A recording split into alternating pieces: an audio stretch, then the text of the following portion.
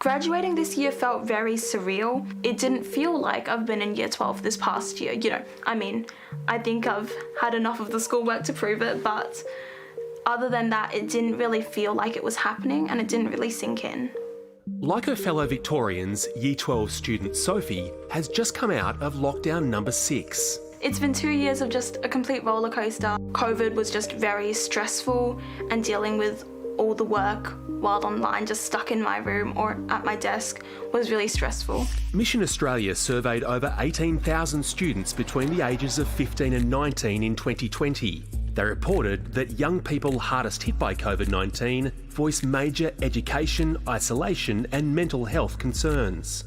It was hard to learn online because I just learned better face-to-face. There wasn't the same teacher or so on keeping you accountable, and so if you weren't able to manage your own time, there was the risk that you'd just fall behind and everything would get on top of you. Nathan finished school in Melbourne last year, but not in the way he had hoped. My coordinator called me up and she said, "Nathan, I need you to come into my office, we've got to have a chat." She told me, "You haven't made it through year 12. It was heartbreaking. I started crying and she started crying because, we'd both put in a good effort, to make sure I'd get there, and I just didn't quite make it. I think, for a few weeks after that, I definitely struggled sort of grasping that whole idea that I wasn't walking away with an ATAR or a BCE certificate. I was quite shattered.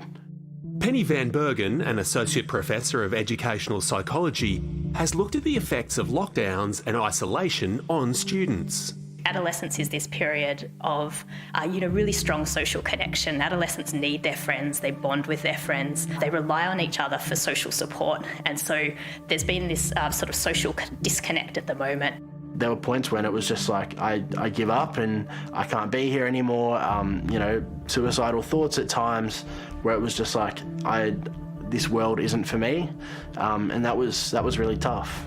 Students who are feeling so overwhelmed that they feel that they can't study effectively, they can't engage effectively with, friends and family, that's when you really want to be looking at professional help. It's becoming really apparent how much we need mental health support and mental health services, and the more funding that we have there, the better. I had to wait more than 8 weeks to get my first appointment with a psychologist at a time when I was feeling, quite suicidal and like I had no hope.